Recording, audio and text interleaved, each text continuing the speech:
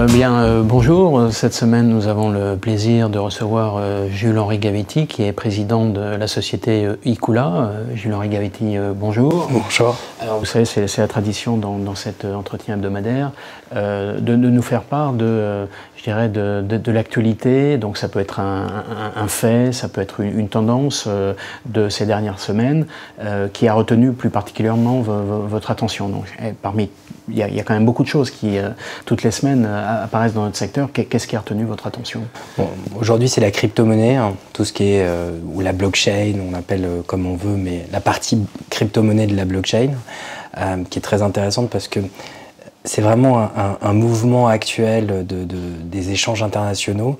C'est-à-dire que hier on dealait en dollars, on dealait en euros. Enfin, dealait, on commerçait, parce que dealait, on peut l'interpréter. Oui, je suis désolé, excusez-moi. En plus, il faut que je fasse attention, il y a la loi tout bon, alors sinon il faudra mettre une astérix sur la vidéo. Non, on commerçait en dollars, beaucoup en euros, qui était devenu une monnaie forte. On se rend compte quand ce qui s'est passé avec LCL, qui a commercé en dollars à Cuba, a provoqué une amende gigantesque. On voit apparaître les crypto-monnaies pour des usages qui sont des fois illégaux, mais bon, l'argent a toujours été utilisé pour des moyens illégaux. C'était pas les crypto-monnaies, c'était l'or avant et les objets d'art encore avant. Mais ce qui est intéressant dans la crypto-monnaie, c'est qu'elle remplit un espace vide laissé par les banques internationales et par l'environnement, et qu'on essaye de la bloquer au lieu de l'accompagner. Et c'est ça qui m'interpelle, c'est est-ce qu'on va réussir à faire quelque chose en la bloquant? Et je doute complètement, puisqu'elle est complètement dématérialisée, elle est attachée à aucune banque centrale. Donc je trouve ça très intéressant. Et la crypto-monnaie amène un autre sujet qui est la blockchain. Et la blockchain, ce qui est passionnant avec la blockchain, c'est toutes les applications de certification, de contrôle de la donnée. On parle de la RGPD aujourd'hui, mais est-ce que demain, la blockchain ne sera pas la solution pour être conforme à la RGPD? Donc on a tout un cheminement, donc tout ce qui est autour de la blockchain, le volet crypto-monnaie, qui est le moteur aujourd'hui de la blockchain, et toutes les applications qu'on pourra avoir demain sur la blockchain sont pour moi un élément passionnant et que je regarde avec beaucoup d'intérêt. Et parce qu'on fournit aussi des serveurs pour ces applications. Est-ce que d'ailleurs, entre parenthèses, vous avez des clients qui vous payent en Bitcoin? Alors pas sur notre plateforme. Si, mais pas sur une plateforme française, une plateforme néerlandaise. On a un contrat avec une entreprise néerlandaise, une plateforme de paiement néerlandaise qui encaisse en Bitcoin. Donc vous suivez le cours du Bitcoin de manière très Alors nous, c'est de la compensation directe. On ne stocke pas du Bitcoin. C'est de la compensation directe. Mais effectivement, en Hollande, on a une transaction à peu près par jour sur une centaine de transactions. On a une transaction, donc 1% de nos transactions qui se réalisent en Bitcoin. Très bien. Donc on va passer maintenant à l'actualité plus spécifiquement liée à Icula. Donc on va pas refaire l'historique. Hein. Icula s'est créé en 98, donc au siècle dernier, on va dire. Ça représente à peu près 6000 serveurs, 35 000 sites internet qui sont hébergés. Bon, pour donner l'ordre de grandeur, 2 data centers, hein, l'un en Champagne et l'autre en Hauts-de-France. Donc ça, c'est présentation générale. Et puis vous avez une fourniture de services sous le label Cloud Icula One. Alors, est-ce que finalement cette palette de services, c'est principalement de l'hébergement de sites internet, hein, d'ailleurs, signaler que vous hébergez le site internet d'Informatic News. Est-ce que c'est principalement ça, ou est-ce que finalement ça couvre beaucoup largement des applications très diverses? Alors, Cloud Icula One, la technologie de Cloud Icula One est ce qu'on appelle de l'infrastructure as a service. Donc l'infrastructure à la demande. Donc, vous pouvez déployer dans des machines virtuelles ou des load balancers, du réseau privé, directement au travers d'une interface web ou au travers d'une API. Vous pouvez le faire avec une machine qui sera unique et qui servira pour distribuer un service, un site web, une application métier, tout ce que vous voulez, ou passer sur des infrastructures beaucoup plus complexes avec des serveurs de base de données, des serveurs web, des serveurs de rendu, des serveurs d'applications. On peut aller d'un simple site web à des applications beaucoup plus complexes. Aujourd'hui, on fait du rendu en 3D, on fait tout ce qui est gestion de cartographie, on fait du big data, beaucoup, on fait de la crypto, de la blockchain et un peu de crypto-monnaie. Donc, on fait tout ce qui se fait aujourd'hui sur l'infrastructure as a service. La force de Cloudicula One, elle se va situer dans 3 éléments principaux. Le service, c'est-à-dire vous pouvez rajouter des couches de service, ce qui n'est pas disponible aujourd'hui chez nos camarades, chez nos confrères.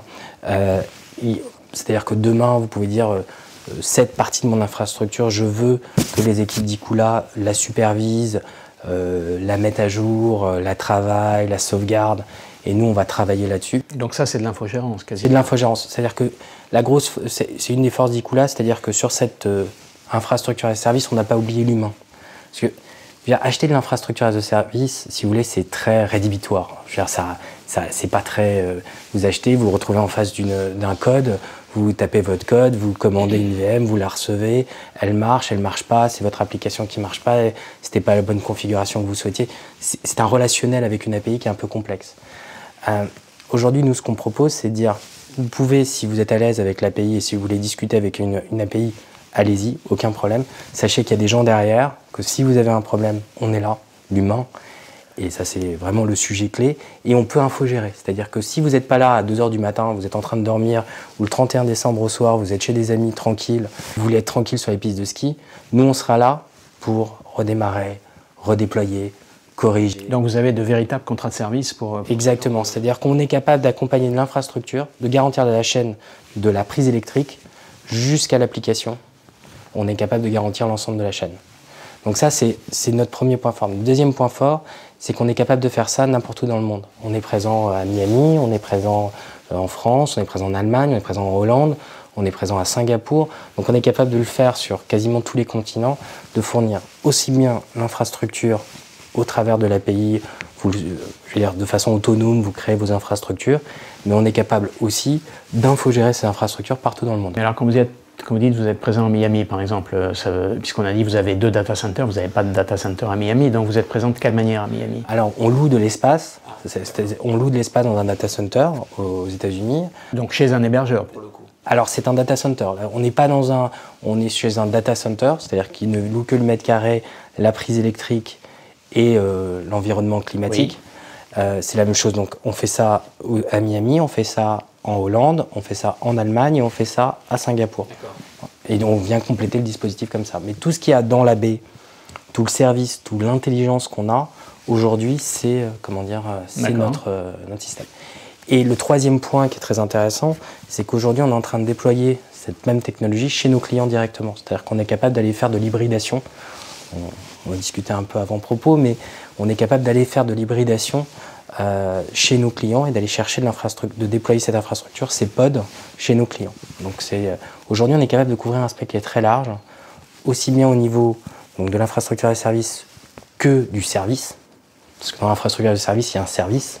Et le métier l'oublie un peu, si on est là pour fournir un service. Alors on va reprendre les 3 points que vous avez évoqués. Sur le premier point, le fait de fournir de l'infogérance, est-ce que finalement ça ne va pas un peu à contre-courant, dans le sens où est-ce que les utilisateurs de plus en plus n'ont pas envie de cliquer sur une interface web, appeler un service, de telle sorte que ça va fonctionner et qu'il n'y aura pas besoin d'humain, justement, parce qu'on est dans une phase où c'est vraiment l'automatisation qui va régler la plupart des problèmes. À partir du moment où il va y avoir des humains qui vont intervenir, ça va peut-être alourdir le processus. Alors ça, c'est vraiment Là, c'est un discours qui est très orienté par rapport au public. C'est le public. Ils font pas Amazon, rassurez-moi. Non, c'est clairement.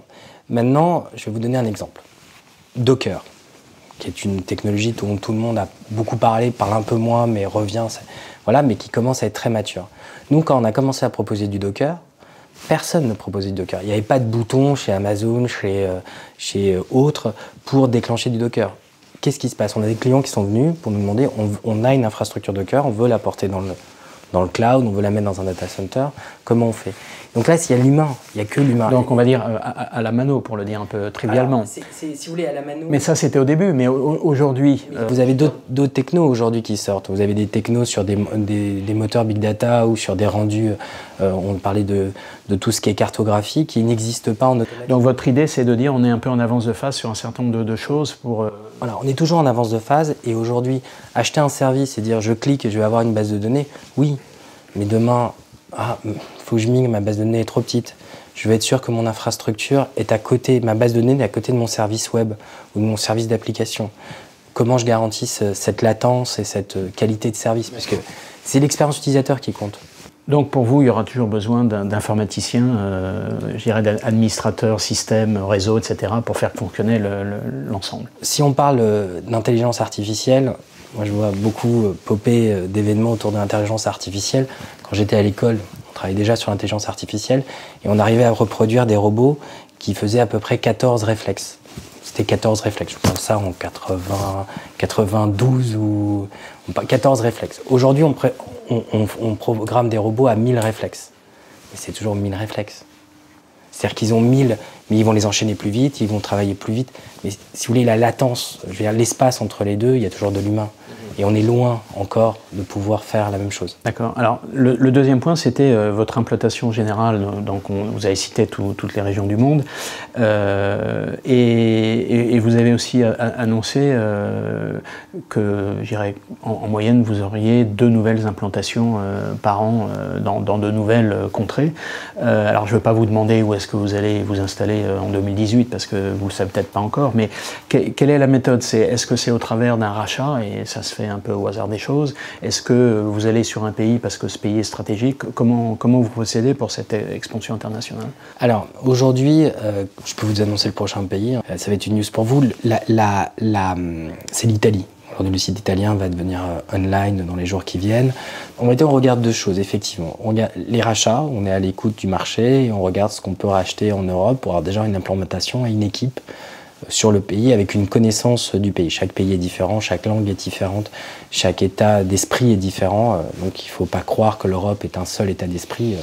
C'est une seule monnaie, c'est une seule législation et encore. Mais c'est surtout des langues différentes et des états d'esprit différents. Donc on regarde sur l'Europe des micros, des entreprises, 3-4 personnes qui nous permettraient d'aller très vite. Et donc là c'est opportuniste. Sur les pays, on regarde les pays où il y a des acteurs forts. On aime bien les pays où il y a des acteurs forts parce que en général, il est plus facile de construire un discours et construire une offre face à un acteur qui est unique. Parce que ça prouve que le marché est relativement mature, c'est un peu ça l'idée? Qu'il est relativement structuré et que l'offre est structurée. S'il y a un acteur, ça permet de savoir, puisque c'est l'acteur qui drive la structure du marché, et donc on est capable de construire un argumentaire face à cet acteur assez facilement. Exemple, à l'époque où Orange c'était France Télécom et il n'y avait que France Télécom. Quand les opérateurs alternatifs sont arrivés, c'était simple pour eux de construire un argumentaire puisqu'il n'y avait que France Télécom. Oui. Nous, on reproduit un peu la même chose. On va dans des pays où il y a des acteurs qui sont à plus de 50% du marché, ou voire plus, et on construit un argumentaire face à eux.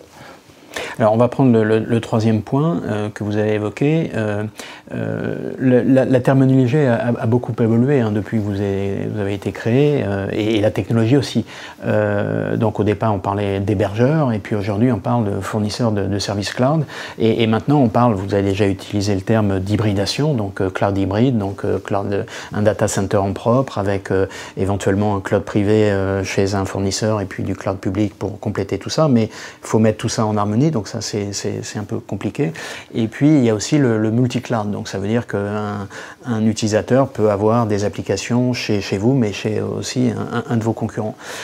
Comment vous voyez l'évolution de ce marché, pas dans 5 ans, parce que dans 5 ans c'est très loin, mais je dirais dans les 1 ou 2 années à venir, comment tout ça va évoluer, et quelle carte vous avez à jouer, vous, face aux grands acteurs, donc les grands acteurs américains qu'on nommera pas, et puis il y a aussi quelques acteurs français, on les connaît, donc il y a, on va dire OVH puisque c'est un peu le chef de file, mais il y en a quelques autres. Quelle carte à jouer vous avez dans cet environnement qui est en pleine évolution? Alors il y a 2 parties dans la question, je vais répondre sur 2 niveaux. Il y a le niveau de l'hybridation. Donc aujourd'hui, moi ce que je dis, et là c'est un conseil qui est complètement gratuit, il ne faut jamais mettre tous ses œufs dans le même panier. Aujourd'hui, on a, et pourquoi ça marche bien pour nous l'hybridation, on a une interface qui est compatible Amazon et qui utilise les mêmes critères de déploiement, d'organisation qu'Amazon. C'est-à-dire que ce que vous faites chez Amazon, vous êtes capable de le faire chez nous. Et ça a été fait dès le départ ou ça a été fait Non, ça a été fait dès le départ. On est un petit poussé, hein, et j'ai pas honte de le dire, mais on a cette intelligence de dire, mes équipes ont cette intelligence de dire, il faut pas aller contre le marché. Si le marché dit, il y a une intelligence dans ce qu'a fait Amazon, il faut essayer de reproduire cette intelligence avec nos propres moyens et à notre échelle, mais pour permettre aux clients de s'appuyer sur 2 pieds. Là où ce qu'on voit